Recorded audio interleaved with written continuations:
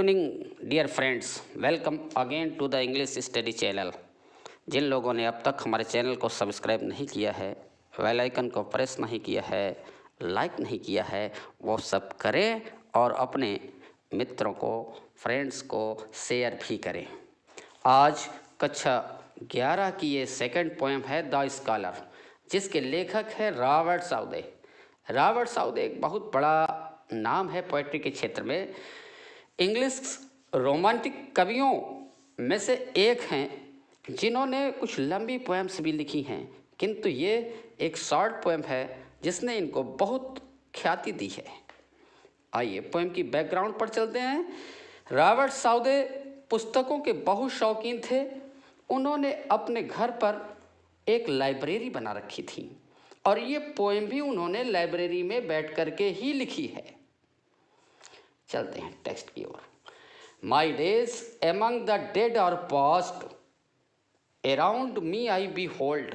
Among means मध्य में, dead are past मृत अथवा अतीत के, अराउंड माने चारों ओर, आई बी होल्ड देखना, wherever these casual eyes आकस्मिक दृष्टि, आर कास्ट माने डालना, the mighty minds of old अर्थात प्राचीन काल के महान लेखक, my never failing friends are they, never failing कभी भी न असफल होने वाले, विथ होम आई कन्वर्स वार्तालाप करना, डे बाई डे दिन प्रतिदिन। अर्थात लेखक कहता है कि my days among the dead are past, मेरे दिन मृत अथवा अतीत के महान लेखकों के संगति में गुजरे। Around me I behold, अपने चारों ओर जहाँ कहीं मैं देखता हूँ, wherever these casual eyes are cast, जहाँ कहीं भी मेरी दृष्टि जाती है, the mighty minds of old, मुझे प्राचीन काल के महान विचारक ही नजर आते हैं। My never failing friends are they, वे मेरे कभी भी न असफल होने वाले फ्रेंड्स हैं, with whom I converse day by day, जिनके साथ मैं दिन प्रतिदिन वार्तालाप करता रहता हूँ।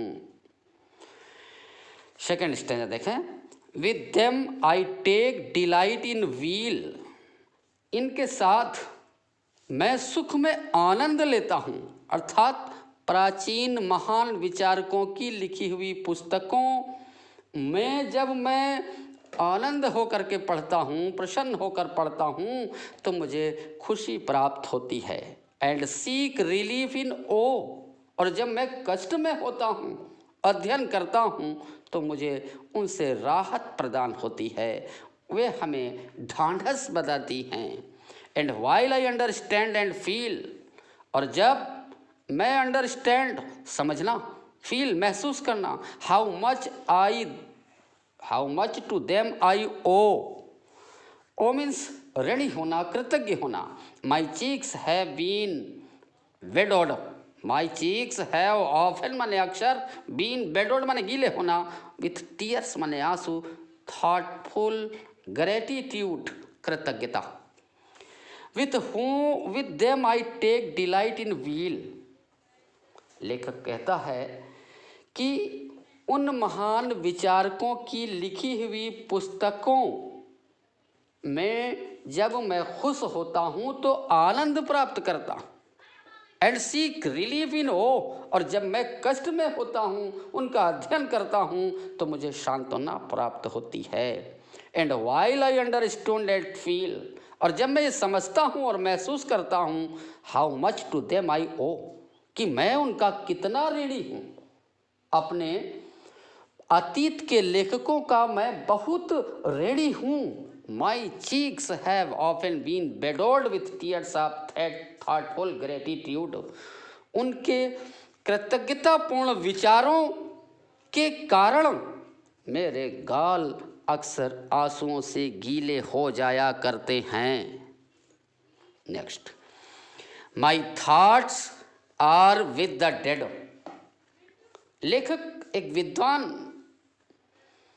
पर्सनालिटी को एज्यूम कर लेता है, धारण कर लेता है और कहता है my thoughts are with the dead, मेरे विचार उन अतीत के मृत लेखकों के साथ ही हैं। With them I live in long past years. अरे उनके साथ मैं लंबे कई पिछले वर्षों से साथ साथ रहा हूँ। दियर वर्चूज लव, उनके सद्गुणों को हमने स्नेह किया है। दियर फॉल्ट्स कंडेम, उनकी त्रुटियों को हमने तिरस्कृत किया है। Partake their hopes and fears, उनकी आशाओं में, उनके भय में हमने पार्टेक हिस्सा लिया है।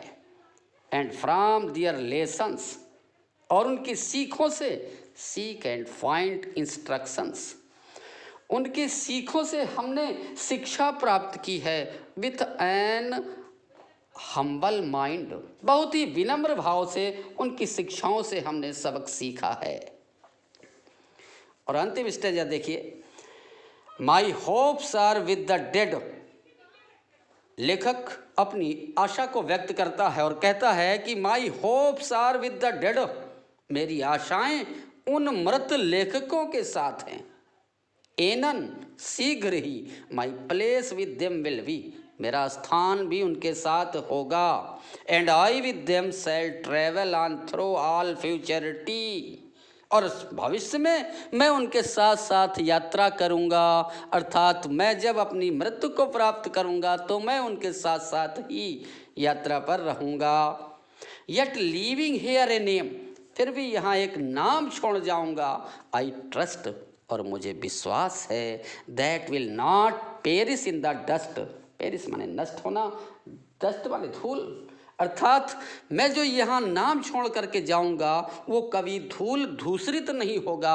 अर्थात जब लोग अतीत के महान लेखकों को याद करेंगे तो उनके साथ मेरे नाम को भी याद किया जाएगा। थैंक्स।